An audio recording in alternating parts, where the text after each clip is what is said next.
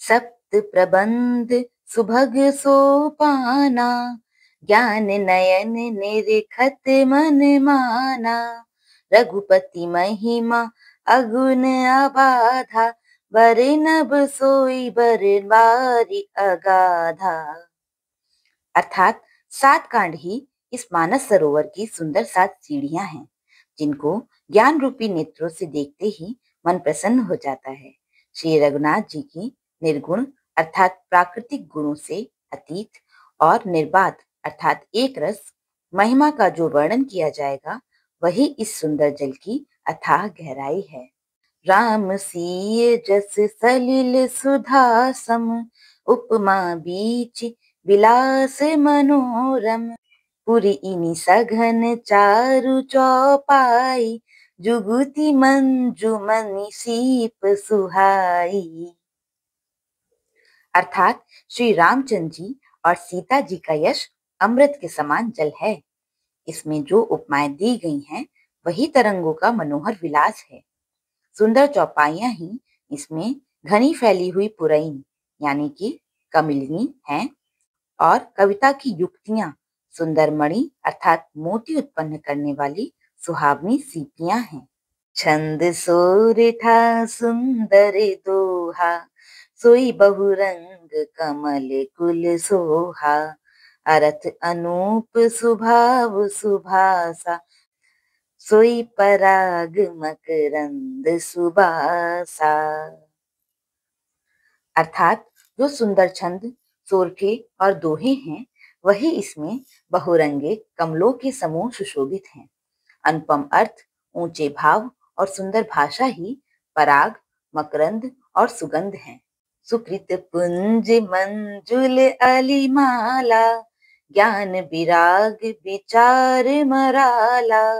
धुनि अवरेब कबित गुण जाति, मीन मनोहर ते बहु भांति।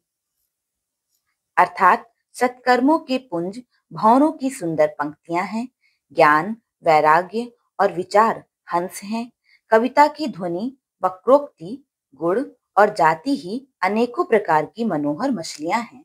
अर्थ धर्म कामादिक चारी, कहब ज्ञान विज्ञान विचारी।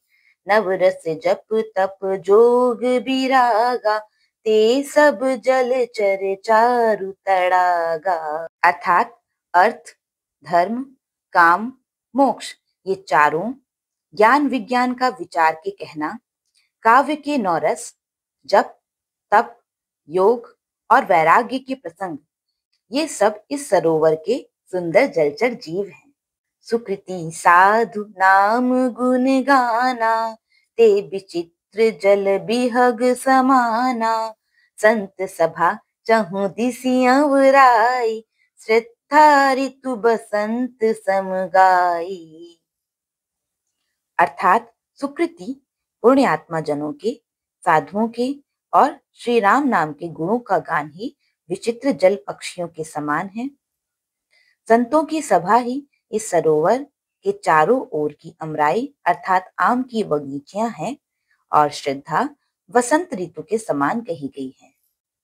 भगति निरूपण विविध विधाना, क्षमा दया दम लता बिताना।